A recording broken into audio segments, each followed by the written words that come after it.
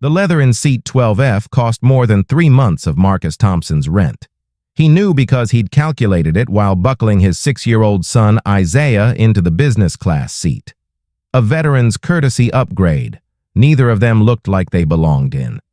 Isaiah's fingers clutched a scratched F-22 model, its paint chipped from 1,000 imaginary battles, while Marcus's worn work jacket bore the ghost of oil stains no amount of washing could erase. Victoria Sterling's perfume arrived before she did, settling into the adjacent seat with the kind of sigh that said everything her polished lips didn't need to. "They really should have separate sections," she murmured to her phone, eyes sliding over Marcus's calloused hands like they were something contagious. The flight attendant's smile fractured at the edges when she offered Marcus the warm towel, a hairline crack in her professional facade. Marcus absorbed it all in silence. The stares, the whispers, the careful distance others kept. His jaw tightened only once when his thumb traced the faded inscription on the steel band circling his wrist, Reaper 6. 2 words that once meant everything, now hidden under the sleeve of a man the world had learned to overlook. But 30,000 feet below, on a military runway neither of them could see yet, a truth waited in formation. And when it stood to salute, everyone in that cabin, especially Victoria Sterling, would learn that the cost of a seat means nothing compared to the price some men pay in silence. Marcus had stopped explaining himself years ago. People saw the frayed collar and discount sneakers and made their judgments. Isaiah pressed his nose against the window, toy fighter jet clutched tight, a thrift store find from 3 years ago, the same week Marcus had sold his flight jacket to pay for preschool uniforms.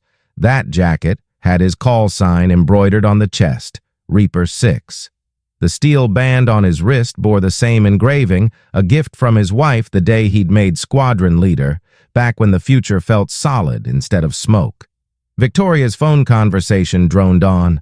Quarterly projections, incompetent contractors, defense contracts. Her company supplied avionics systems to the Air Force. She spoke about pilots like data points, aircraft like investment portfolios. No reverence for the human beings those machines carried home to waiting families. The flight attendant returned with menus, handing Victoria hers first before hesitating at Marcus. "Will you be dining with us today, sir?" The question carried unspoken doubt. Marcus met her gaze steadily. "We'll both have the chicken. Thank you." Isaiah stirred, his mother's gray eyes fluttering open before sleep claimed him again. Victoria ended her call and assessed her surroundings with an inventory-taking glance that reduced everything to price tags. Her eyes landed on Isaiah's toy. "Those things are so loud when kids play with them. I once endured a 5-hour flight next to a child who wouldn't stop making airplane noises." She laughed. Ice cubes and crystal. The businessman across the aisle chuckled in solidarity. Marcus absorbed the blow like he always did, focusing on the warmth of his son against his shoulder. Defending himself only gave people ammunition. Better to stay silent, stay small, stay invisible in spaces that made clear he didn't belong. The engines began their pre-flight whine, a sound that used to thrill Marcus down to his bones. Now, it just reminded him of everything he'd lost. This was a Boeing 737, late 2000s model. He knew every sound and system from his months as a civilian consultant, designing emergency procedures for this exact aircraft. That job had paid for 2 months of rent and Isaiah's dental work before the contract ended, and he'd returned to fixing cars at Precision Auto, where the only thing that flew was the occasional wrench. The captain announced their flight time to Houston. Marcus wondered if the man had military training or came up through civilian ranks. Learning in small Cessnas instead of screaming through sky at twice the speed of sound. Takeoff came with the familiar press of acceleration. Isaiah's hand found his father's, squeezing tight as the ground fell away and the world tilted into clouds. Marcus had flown this route dozens of times in his previous life. Now he saw it as a tourist would, distant and disconnected, a place he used to belong but couldn't access anymore. Victoria pulled out her tablet, fingers moving with corporate efficiency across spreadsheets and project timelines, numbers representing more money than Marcus would see in his lifetime. She erected a wall of busyness that said she was too important for trivial things like human connection.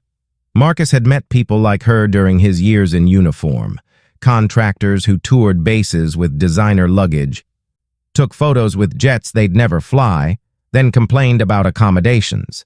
They treated service members like obstacles between them and profit margins.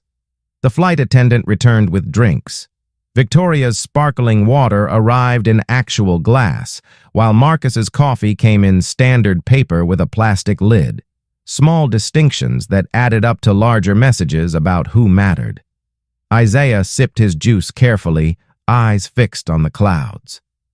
"Dad," he whispered, "do you think Mom can see us from up here?" The question landed in Marcus's chest like shrapnel. He took a slow breath. "I think she can see us from anywhere, buddy. That's how love works." Victoria glanced over at them, curiosity or morbid interest flickering across her face. Marcus felt her gaze assessing and dismissing simultaneously. She saw oil stains and assumed incompetence, thrift store clothes and assumed laziness, silence and assumed emptiness. What she didn't see was the man he'd been before grief and trauma had carved him down to this quieter version. The countless hours in simulators, the split-second decisions that had saved lives, the expertise that still lived in his hands even when the world refused to recognize it. The flight settled into cruising altitude. Isaiah returned to his toy, moving it through careful loops above his tray table, sound effects barely audible now after Victoria's displeasure. Marcus watched his son play and felt the familiar ache of inadequacy. He should give this boy more. Better clothes and newer toys, a home without water-stained ceilings. But all he had was love and presence, and stubborn refusal to let shame make him smaller. Victoria's tablet chimed with an incoming call. "Yes, I'm reviewing the contract now. The specifications are completely unacceptable. I don't care what their reputation is. If they can't meet our quality standards, they don't get the contract. We're talking about military equipment, not toys." She emphasized the last word with particular disdain, and Isaiah shrank beside his father, understanding he and his beloved jet had been reduced to metaphors for inadequacy. Marcus's jaw clenched. But what would defending his son accomplish? Victoria would offer empty apologies, and Isaiah would learn his father's words carried no weight here. So Marcus pulled his son closer, a silent message that they had each other, even when the world insisted they had nothing. The captain's voice returned. But something in his tone had shifted, a tightness Marcus's trained ear caught immediately. "Folks, we're making an unscheduled landing at Fort Stockton Air Force Base due to a technical issue. Nothing to be alarmed about, just a precautionary measure. Flight attendants, prepare the cabin." Victoria's fingers froze, her polished composure cracking. Other passengers reached for phones, their irritation palpable, but Marcus felt cold recognition settling into his bones. Technical issues requiring military landings weren't minor. The pilot was keeping calm for passengers, but Marcus heard the subtext, something serious enough to override standard protocols. Isaiah looked up, eyes wide. "Is everything okay, Dad?" Marcus smoothed the worry from his face. "Everything's fine, buddy. We're just taking a different path home." The descent began steeper than normal, and Marcus's hands wanted to reach for controls that weren't there, muscle memory overriding common sense. He could feel the pilot working harder than he should, probably fighting hydraulic issues or asymmetric thrust. The other passengers didn't notice, but Victoria had clutched her armrest, knuckles white, her expensive tablet forgotten. For a moment, she was just another human confronting mortality, stripped of the armor wealth provided. The wheels touched down harder than ideal, but controlled, and the plane decelerated with the whine of reverse thrust. Applause broke out, that nervous relief people express when they've been afraid without admitting it. Marcus didn't clap. He was too busy cataloging every sound, every vibration. his brain running through post-flight checklists he hadn't used in years but couldn't forget. Fort Stockton Air Force Base stretched beyond the windows, hangars and maintenance buildings, control towers and radar installations. The organized chaos of military infrastructure designed for readiness. Marcus felt something crack open in his chest, a door he'd kept locked for 5 years. This was the world he'd walked away from when the nightmares got too loud and doctors told him he was no longer fit for active duty.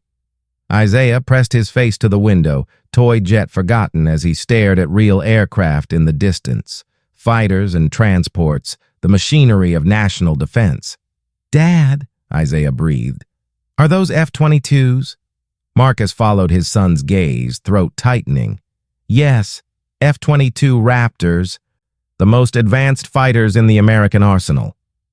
Aircraft. Marcus had flown when they were so new the manual was still being written. A uniformed officer stepped aboard, his presence shifting the atmosphere from civilian complaint to military precision. He conferred with the flight crew, then addressed passengers with calm authority.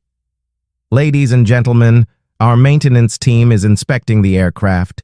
You're welcome to deplane and wait in our passenger terminal." Victoria was already on her phone, voice sharp as she rescheduled meetings. Marcus helped Isaiah with his backpack, moving slowly, reluctant in a way he couldn't name. Being back on a military installation made him feel like a ghost visiting his own funeral. They filed into bright Texas sun, heat hitting them like a wall after the climate-controlled cabin. The terminal was sparse and functional. Metal chairs, vending machines, windows overlooking the flight line where aircraft sat in various stages of readiness. Victoria claimed a chair near an outlet, creating a bubble of importance. Marcus found a quiet corner where Isaiah could play without bothering anyone, his own attention drawn toward the windows and the world beyond them. Isaiah spread out on the floor with his toy, creating rescue missions and aerial battles. Soft sound effects a counterpoint to adult conversations.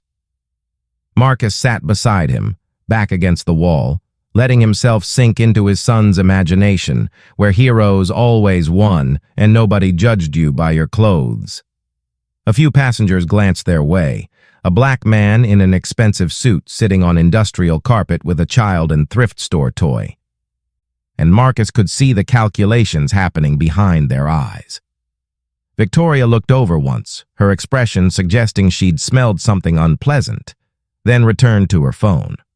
An hour passed, then 90 minutes. Victoria's phone calls increased in volume. She'd positioned herself as unofficial spokesperson for passenger grievances, demanding updates from personnel with no authority to provide them and threatening legal action. Marcus watched this performance with the detachment of someone who'd seen actual emergencies. Victoria was terrified beneath the anger, terrified of being powerless, of being subject to forces beyond her control. Wealth and status couldn't fix a broken airplane. So she did what people like her always did, tried to buy her way out with volume and indignation. Isaiah had abandoned his toy for the windows. Small hands pressed against glass as he watched an F-22 crew work with precise movements. Marcus stood beside his son, attention captured by details he couldn't help cataloging. The stabilizer angles, the weapons bay check, the intake port inspection. He knew every inch of that aircraft, had pushed it to its limits, had trusted his life to the engineering. "That's the coolest plane ever," Isaiah said. Marcus smiled despite himself. "Yeah, buddy, it really is." Behind them, Victoria's latest conversation had attracted attention. "I don't care about protocol," she was saying. "I have a meeting with Pentagon procurement I cannot miss. Surely someone has the authority to arrange alternative transport." She'd cornered a lieutenant with the full force of her corporate entitlement. The young officer maintained professional composure. "Ma'am, I understand your frustration, but we need to follow proper safety procedures." Victoria's face flushed. "Do you know who I am? My company supplies half the avionics systems your precious Air Force uses. I could make one phone call." And she stopped mid-sentence, as something over the lieutenant's shoulder caught her attention. Three pilots had entered the terminal in flight suits, heading toward vending machines with casual squadron camaraderie. Marcus felt himself involuntarily straighten. He knew these men, not individually, but collectively, the culture they came from, the training that shaped them, the unspoken codes. One of them, a major with gray threading his dark hair, glanced around the terminal with assessing eyes, trained to evaluate threats and opportunities in seconds. His gaze passed over Victoria, over other passengers, then stopped dead on Marcus. Something flickered in his expression. Then his eyes dropped to Marcus's wrist, to the steel band that had shifted during the wait, exposing just enough of the engraving to be visible. The major's entire demeanor changed. He said something quick to his companions, then walked directly toward Marcus with purpose. Marcus felt his heart rate spike, that old fight-or-flight response kicking in. Isaiah sensed the shift and moved closer, protective instinct. The major stopped at a respectful distance, eyes moving from the steel band to Marcus's face and back. "Excuse me, sir. I don't mean to intrude, but—" He gestured toward Marcus's wrist. "Is that call sign yours? Or are you wearing someone else's memorial band?" The question hung respectful but direct, giving Marcus the option to deflect. Around them, the terminal had gone quiet. Victoria had stopped mid-complaint. Marcus's throat felt like sandpaper. He hadn't said his call sign aloud in years, hadn't claimed that identity since discharge papers. But something about this moment, standing on a military base with his son beside him and that F-22 visible through the window, made lying feel like betrayal. His voice came out rough, scarred by disuse. "It's mine, Reaper 6. The major's expression shifted through several emotions, landing on something like awe mixed with respect. He straightened to attention, hands snapping up in a crisp salute. "Sir, it's an honor." His two companions moved closer, casual demeanor evaporating. One of them, a captain who looked barely old enough to shave, stared at Marcus like he'd just seen a legend step out of a history book. The other, a lieutenant colonel with combat ribbons, had gone very still, eyes sharp with recognition. Marcus stood slowly, body remembering protocol even as his mind scrambled to catch up. Returning a salute out of uniform felt wrong, but not returning it felt worse. He brought his hand up in the gesture that had once been natural as breathing. The terminal had transformed into something else, no longer civilian space, but military, governed by different rules. Victoria was staring, phone forgotten. Earlier complaints rendered meaningless by a ritual she didn't understand, but could feel the weight of. The major lowered his salute, but didn't break eye contact. "Sir, I flew my qualification mission with Captain Martinez. She spoke about you all the time. Said you were the best squadron leader she'd ever served under." The name hit Marcus like a physical blow. Captain Alicia Martinez, his wingman, his wife, the woman who died in a training accident while he'd been grounded with injury, unable to fly chase for her, unable to do anything but listen to the radio as her jet malfunctioned and her voice remained calm until the very end. Isaiah had gone quiet beside his father, processing that something important was happening. Marcus's hand found his son's shoulder, grounding himself. "Captain Martinez was my wife." The major's expression crumpled with understanding, pieces falling into place, the civilian clothes, the child.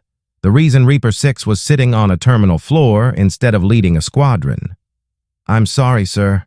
I didn't know." Marcus shook his head. "You couldn't have known." "It's been a long time." The lieutenant colonel stepped forward, voice gentle. "Sir, what brings you to Fort Stockton?" Marcus gestured toward the terminal. "Our flight had mechanical issues. We're waiting to continue to Houston." The pilots exchanged glances. The captain spoke up, grin making him look younger. "Sir, you were at Nellis, right? Part of the team that developed the current tactical manual for close air support." Marcus blinked, surprised. "That was 8 years ago. How do you—" The captain's face split wider. "Sir, that's still the manual we use. Your scenarios are legendary. We study your mission recordings in advanced training. This is Reaper 6. The Reaper 6. The Major cut him off with a look. Reminder that some things remained classified, but the damage was done. Other passengers were watching now. Really watching, trying to reconcile the man they'd dismissed with the picture these pilots painted. Victoria had gone pale, earlier disdain transforming into something that might have been shame or dawning realization that she'd spent 2 hours insulting someone whose boots she wasn't qualified to shine. The lieutenant colonel glanced toward the windows. "Sir, would you and your son like to see the flight line? We have about an hour before our next brief. Some of the squadron would appreciate meeting you." It was phrased as a question, but Marcus heard the deeper offer. Temporary return to the world he'd left. Chance to show Isaiah the man his father used to be. Marcus looked down at his son, who was staring up with wonder and confusion. "Want to see a real fighter jet up close?" Isaiah's response was immediate and enthusiastic. The pilot smiled. Genuine warmth. Military personnel reserved for their own and for children. 2 groups they were sworn to protect. They emerged onto the tarmac, Texas heat wrapping around them, smell of jet fuel and hot concrete so familiar it made Marcus's chest ache. Isaiah bounced on his toes, exhaustion forgotten. The F-22 was more impressive up close. Angular lines designed to defeat radar, its shape a threat to enemies and promise to allies. The ground crew paused their tasks, curious. The captain jogged ahead to the crew chief, explaining something that made the older sergeant's eyebrows rise. She turned to look at Marcus, studied him, then nodded and waved them forward. Isaiah approached the aircraft with reverence, small hand reaching but not quite touching. The crew chief, a woman in her 40s with sergeant stripes and a name tape reading Rodriguez, crouched to Isaiah's level. "You like jets, kid?" Isaiah nodded, speechless. Rodriguez smiled. "This one's the best. Want to know a secret? This jet, tail number 775, was flown by one of the best pilots the Air Force ever had. Guy named Reaper 6. Isaiah's eyes went wide. He looked at his father, then back at Rodriguez. "That's my dad. That's his name." Rodriguez's expression shifted to something deeper. She straightened, looked at Marcus properly. The worn clothes, tired eyes, steel band. "Is that right?" Marcus nodded, unable to trust his voice. Rodriguez studied him a moment longer. "Chief Rodriguez, I was crew chief for this bird during the Syria deployment. You brought her back with half her systems down and 3 feet of one wing missing. I didn't think it was possible." The memory rushed back. Cockpit warnings screaming. Alicia on the radio talking him through it because she could read his flying better than anyone. Her voice steady as Marcus fought controls and physics. He'd been responsible for 6 crew members' lives that day. When they'd finally touched down, emergency vehicles surrounding them, Marcus had sat unable to move. Alicia had climbed up and pulled him out herself, held him while he shook. 3 months later, she was gone. Rodriguez gestured to her team, who pulled over a maintenance ladder. "Want to see the cockpit, kid?" Isaiah's face answered before words could. The major helped lift Isaiah onto the ladder. The boy climbed with careful determination, his father's hand steady on his back. The canopy had been opened for maintenance, and Isaiah disappeared into the cockpit. Marcus followed, body remembering the climb, exact placement of hands and feet. Isaiah was touching everything, the stick, throttle, display screens. "Dad," he whispered, "you flew this? Really?" Marcus settled on the cockpit edge, close enough for safety, far enough to let him explore. "Yeah, buddy, I really flew it." Victoria had followed onto the tarmac, keeping distance but unable to look away. She'd abandoned her phone in anger, both rendered irrelevant. Marcus saw her standing there, arms crossed, expensive clothes marking her as foreign to this environment in ways his poverty never could. Money meant nothing here. What mattered was competence and courage and willingness to sacrifice everything for the person next to you. Currencies she didn't trade in, values her world had taught her to dismiss. She'd built an empire on defense contracts while viewing defenders with contempt, never understanding the machines she sold were only as good as the people who flew them. Now she was watching one of those people show his son a legacy she'd never comprehend. The look on her face suggested she was beginning to understand how badly she'd miscalculated worth. The lieutenant colonel stepped forward. "Sir, the squadron would be honored if you'd join us in the ready room. There are people who'd like to meet you." It was another door opening into a past Marcus had tried to seal, but Isaiah was looking at him with such pride that Marcus found himself nodding. They climbed down, Isaiah's hand tight in his father's. Rodriguez caught Marcus's arm. "Sir, I don't know what brought you here today, but I'm glad it did. These kids need to see what they're trying to become, someone who lived it and survived it and carried the scars."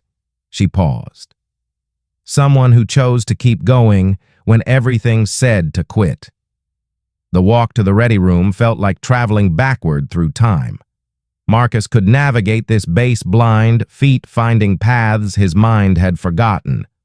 Isaiah chattered beside him, questions about jets and flying and what it was like to go so fast. Marcus answered, voice finding strength. The ready room doors opened and heads turned. "Attention!" someone called, and the room snapped into focus. The lieutenant colonel held up a hand. "At ease. This is Marcus Thompson. Call sign Reaper 6. Some of you have studied his missions. All of you have benefited from his tactical innovations." The room went quiet.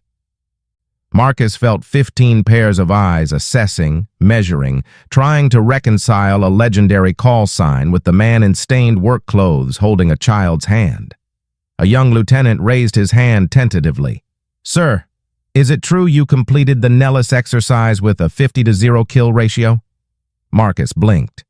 51-0, but that was a long time ago." The captain shook his head. "Sir, with respect, it's not a different world. We're carrying forward what you started." A woman major leaned forward. "Sir, the defensive maneuver you developed, the Reaper roll, it saved my life last year during a training accident. My instructor made me practice it until I could do it in my sleep. When my hydraulics failed, muscle memory took over." She stood, came to attention, saluted. "Thank you, sir."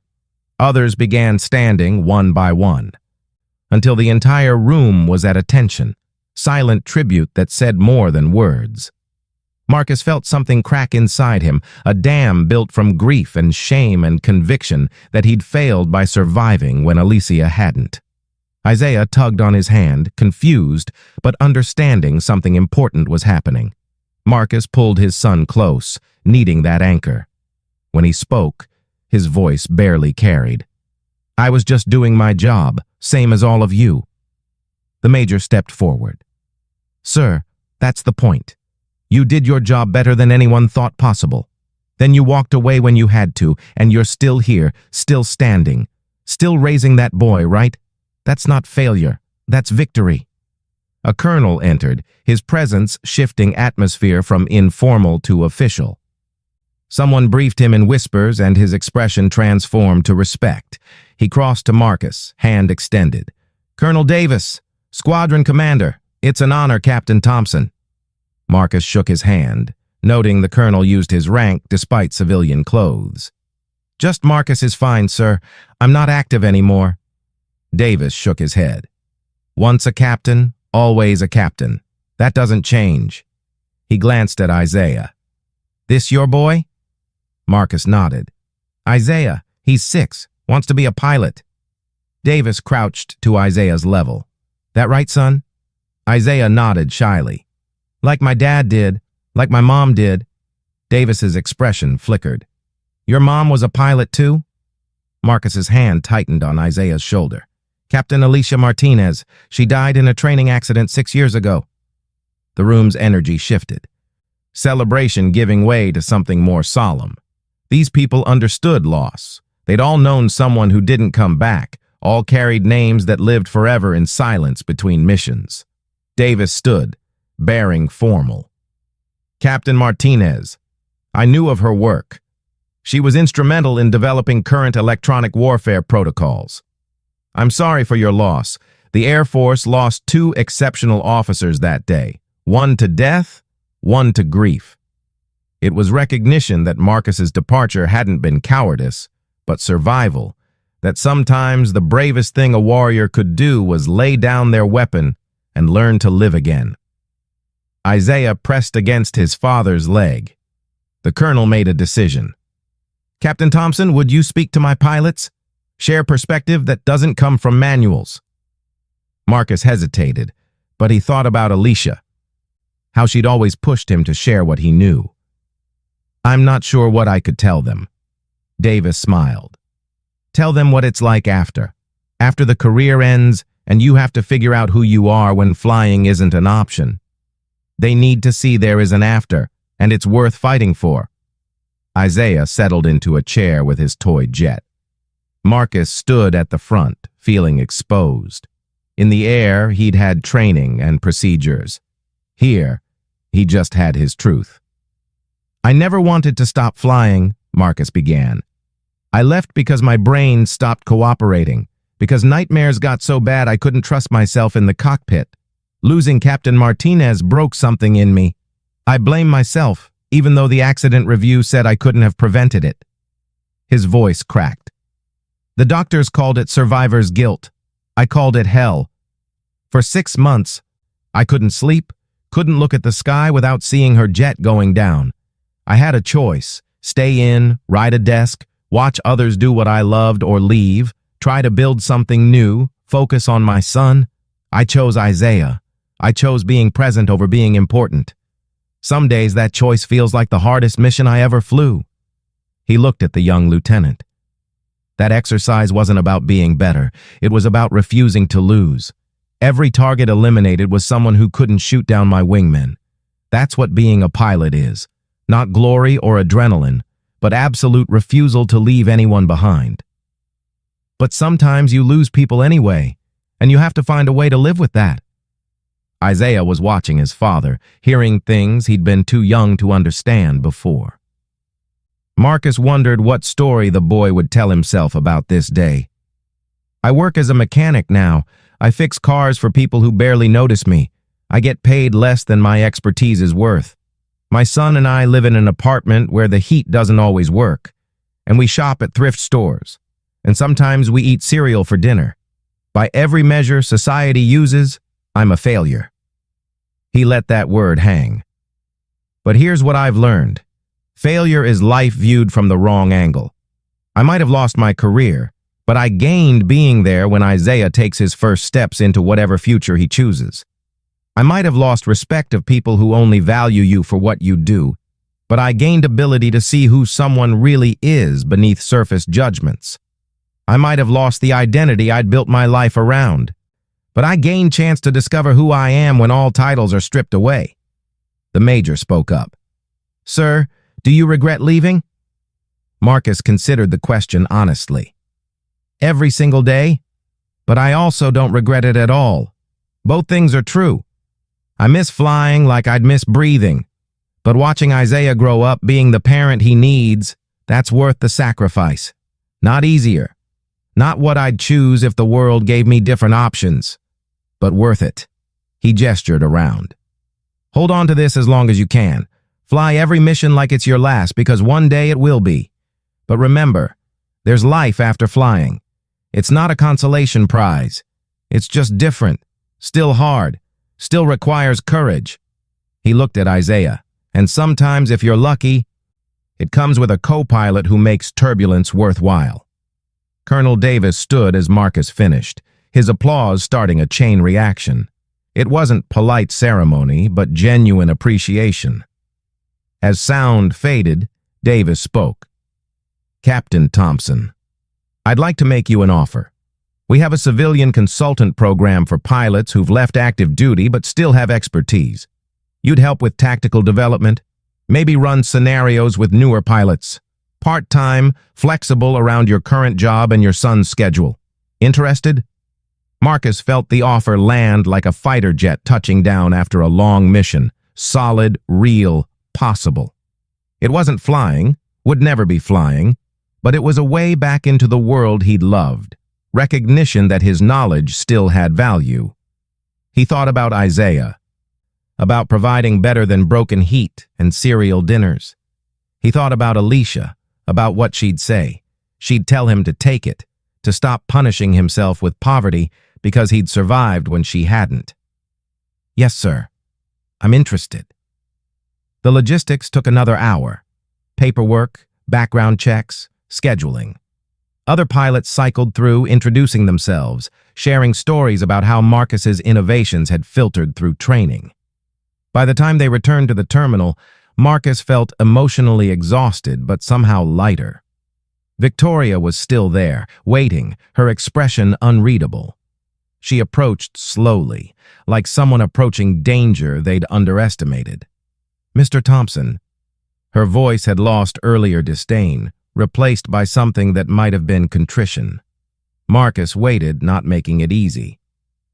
Isaiah pressed against his side, protective.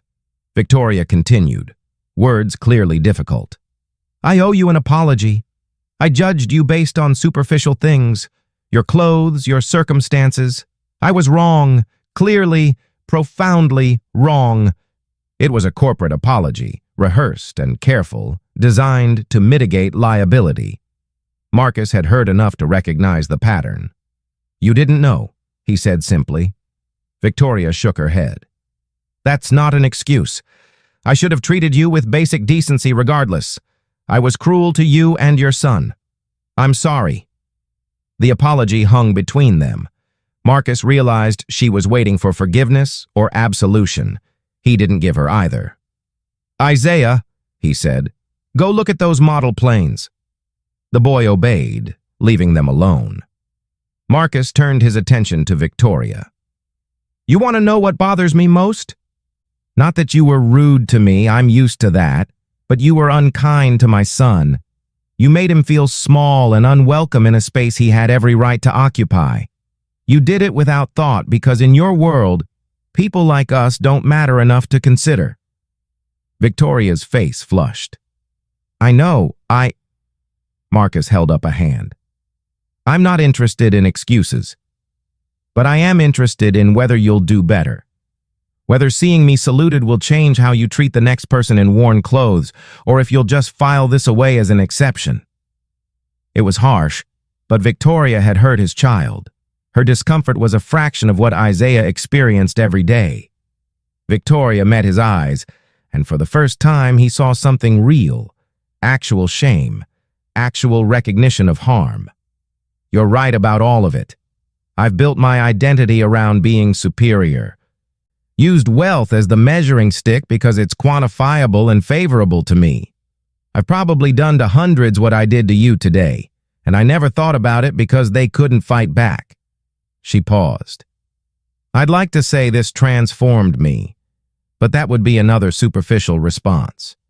Real change takes time, but I can start by doing better with the next interaction, until treating people with dignity becomes automatic."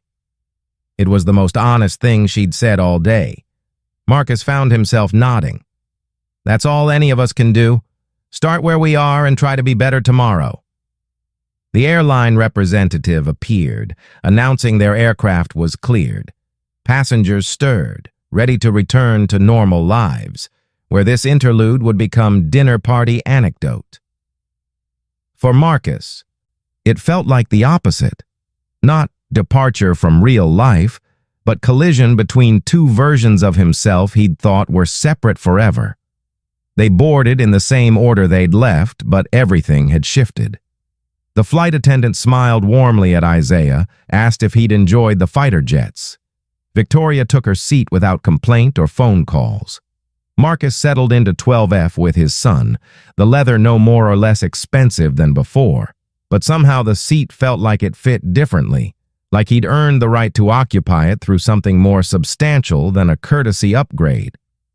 Isaiah pulled out his toy jet, but just held it carefully, looking at it with new understanding. "Dad," he said quietly, "were you scared when you flew for real?" Marcus thought about lying, about preserving heroic image.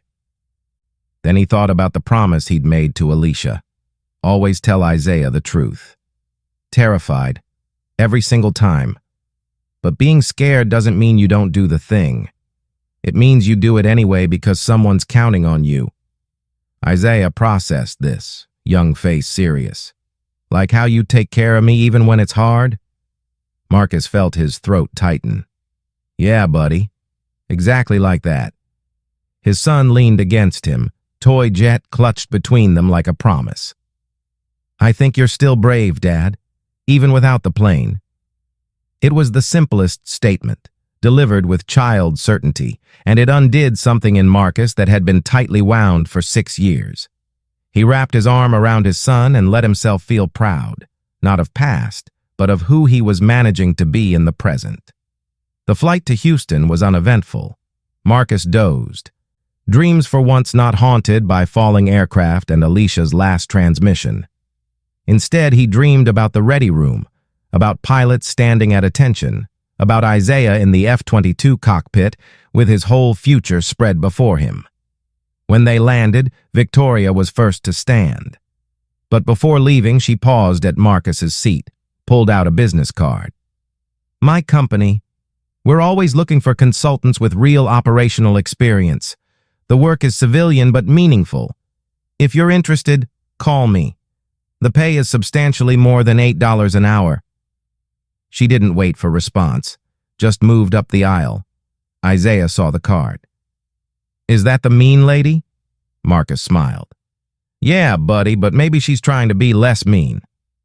It was the kindest interpretation, possibly more generous than Victoria deserved. They collected their single duffel from the carousel and made their way to long-term parking. Marcus's truck was a 15-year-old Ford with replaced transmission and a prayer holding it together. The truck started on the third try, engine coughing to life with reluctant determination.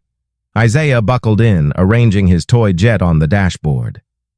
Marcus adjusted the rearview mirror, catching his reflection, older than he felt, more worn than he wanted, but somehow more solid than that morning. The steel band caught light. Reaper 6. It didn't define him anymore, but it was part of him, a chapter in a story still being written. The drive home took 90 minutes through Houston traffic.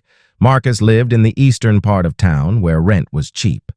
Their apartment complex was beige, fading to resignation, parking lot with potholes, broken security gate. Marcus parked in spot 17B, right under a tree that dropped sap but provided shade.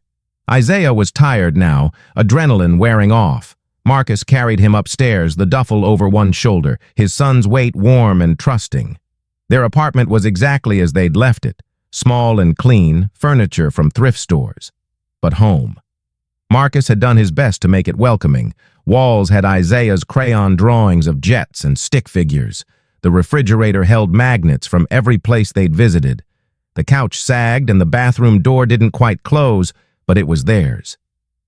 He tucked Isaiah into bed, still mostly dressed, too tired for proper pajamas. His son was asleep before Marcus finished pulling up the blanket, toy jet clutched like a talisman.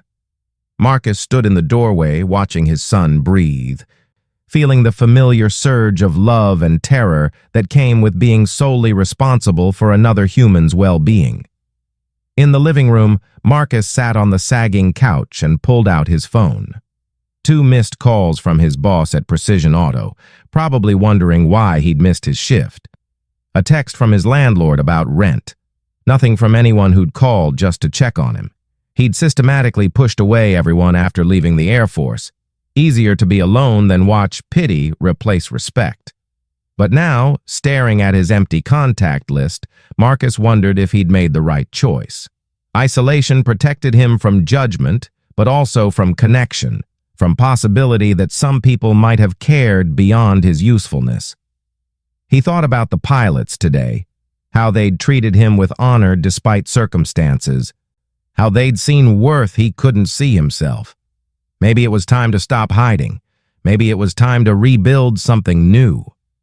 He pulled Victoria's business card from his pocket. It listed 12 titles and a phone number that probably connected to an assistant who'd screen calls. He could imagine the conversation already. But he also thought about Isaiah, about broken heat and cereal dinners, about the future he was trying to build from spare parts. Pride was expensive. If Victoria's guilt could translate into opportunity for his son, maybe that was worth swallowing. He set the card on the coffee table. Decision deferred. Tomorrow he'd call the colonel.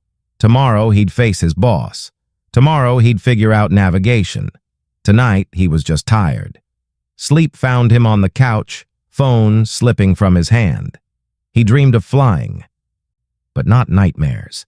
In this dream, he was teaching Isaiah to handle controls, small hands on the stick while Marcus's hovered nearby. Alicia was there too, not as ghost, but as presence in the co-pilot seat, smiling with pride. The sky was clear and infinite, Jet responding to Isaiah's touch like it had been waiting. When Marcus woke 3 hours later, the dream clung like morning mist, dissipating slowly, but leaving sense that maybe the future didn't have to be defined by loss. Maybe it could be defined by what came next, by choices made from here forward, by refusal to let one chapter's ending dictate the entire book's worth. 6 months later, Marcus stood in a Fort Stockton conference room, presenting tactical scenarios to senior pilots gathered for quarterly training. He'd taken the colonel's offer, spent months rebuilding connection to aviation through teaching. The work paid enough for a better apartment, one where heat worked and Isaiah had his own bedroom. He hadn't called Victoria. Her card still sat on his coffee table, reminder that some bridges weren't worth crossing. The consultant work was enough. It put real food on the table, bought Isaiah new clothes, allowed occasional luxuries like movies. More importantly, it gave Marcus back a piece of identity, reminded him he had value beyond turning wrenches. The pilots treated him with respect, asked questions assuming intelligence, listened because they recognized expertise came from lived experience rather than theory. Isaiah had adjusted with childhood resilience. He'd made friends at his new school, joined a soccer team Marcus coached, despite knowing nothing about soccer, stopped asking quite so often about the mom he barely remembered. The toy F-22 still sat on his nightstand, but had been joined by other interests, books about space, a used telescope, dreams extending beyond replicating his father's career. Marcus watched his son grow and felt parental pride mixed with awareness that Isaiah was becoming his own person. That was how it should be. That was what Alicia would have wanted. Not a son trapped by parents' legacy, but a child free to choose his own path. On weekends, without consulting duties, they'd drive to the base and watch jets take off, the roar a language they both understood.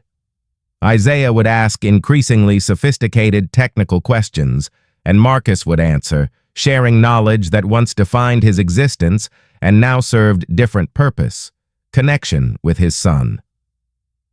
The pilots he worked with became something like friends, relationships built on mutual respect. They invited him to squadron events, included him in informal gatherings, treated him like he still belonged even though active service had ended. It wasn't the same as flying, would never be, but it was enough. Some nights, Marcus still had nightmares. Alicia's voice on radio, helpless feeling of being grounded while she needed him, silence after her last transmission. But some nights, he slept through until morning, undisturbed. Those peaceful nights were becoming more frequent, as if his subconscious had finally received permission to heal, to acknowledge survival wasn't betrayal, and moving forward wasn't forgetting. One afternoon, Marcus's phone buzzed with a text from unknown number. The message was from Victoria Sterling.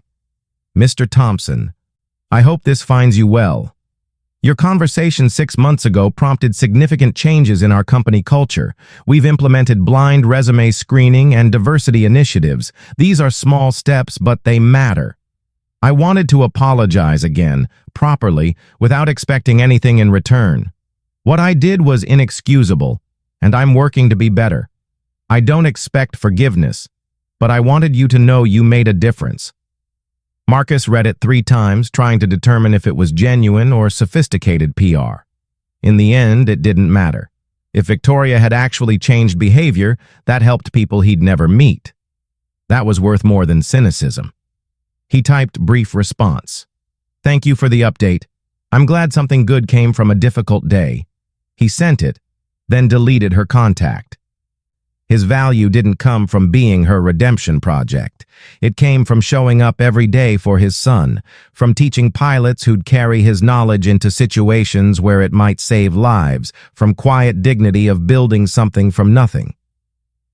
That evening, he picked Isaiah up from school, and they drove to their favorite taco truck for dinner, sitting at the battered picnic table while sunset painted orange and purple. Isaiah talked about his day, a test he'd aced, playground dispute he'd mediated, plans for science project. Marcus listened and felt grateful for mundane beauty of parenthood. As they ate, a woman approached, hesitant but determined. She wore retail uniform, name tag still pinned. "I'm sorry to interrupt, but I was on that flight 6 months ago, the one that landed at the Air Force Base." Marcus's chest tightened. The woman continued, voice soft but earnest. "I saw what happened with those pilots. I heard what you said to that corporate woman. I just wanted to say thank you. My daughter and we're in similar situation. We don't have much, and people treat us like we're less than. Seeing someone stand up to that, seeing those pilots recognize your worth, it gave me hope that we're not invisible." She placed her hand briefly on his shoulder, then walked away. Isaiah looked up. "Who was that, Dad?" Marcus swallowed hard. "Just someone reminding me that we're never as alone as we think, buddy." They finished tacos in comfortable silence, the kind that only exists between people who've been through storms together. On the drive home, Isaiah fell asleep, head tilted against window, Houston lights painting patterns across his face. Marcus drove carefully, thinking about the strange trajectory of 6 months. He'd boarded a plane as one version of himself, diminished, overlooked, convinced his best days were behind him.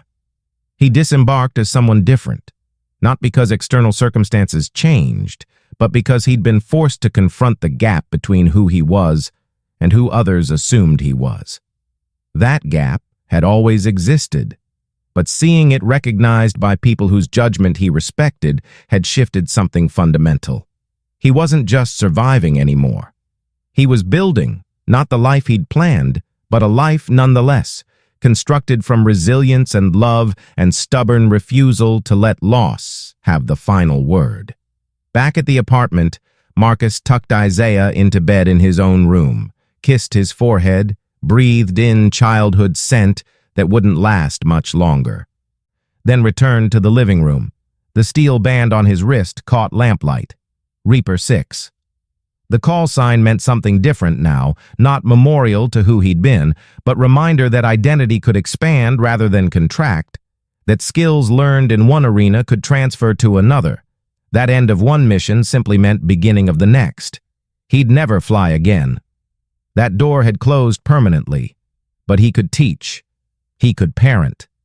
He could show his son and the pilots he mentored and strangers in terminals that worth existed independent of wealth or status or leather seats. That was different kind of flying. Earthbound, but no less important. Marcus pulled out his phone one last time, started typing messages to people he'd pushed away, old squadron members, friends from before Alicia's death. The messages were simple. "Hey, I know it's been long. I'm doing better now.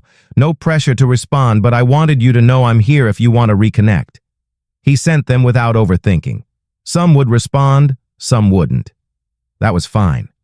The point wasn't guaranteeing outcomes, but opening doors he'd nailed shut in grief. Sleep came easier that night, dreams undisturbed by sirens or falling aircraft. Instead, he dreamed of Isaiah growing up, of teaching him to drive and watching him graduate and eventually letting him go into whatever future he chose. He dreamed of classrooms full of pilots learning from his mistakes and triumphs. He dreamed of Alicia, not as ghost, but as memory sweetened by time, painful still, but no longer paralyzing. And he dreamed of himself, not the man he'd been or lost or feared becoming, but simply the man he was. Flawed and struggling and sometimes barely holding it together, but showing up anyway, putting one foot in front of the other, refusing to let the world's judgment define his worth or his son's future. In the dream, someone asked who he was, and he answered without hesitation, Marcus Thompson, father, teacher, mechanic, survivor, former pilot, future whatever comes next. It was enough. It had always been enough. He just hadn't known it until 30,000 feet above Texas. A salute reminded him what he'd forgotten, that the cost of a seat means nothing compared to the price some men pay in silence, and that sometimes being overlooked is just the world's way of testing whether you can see your own worth when no one else is looking.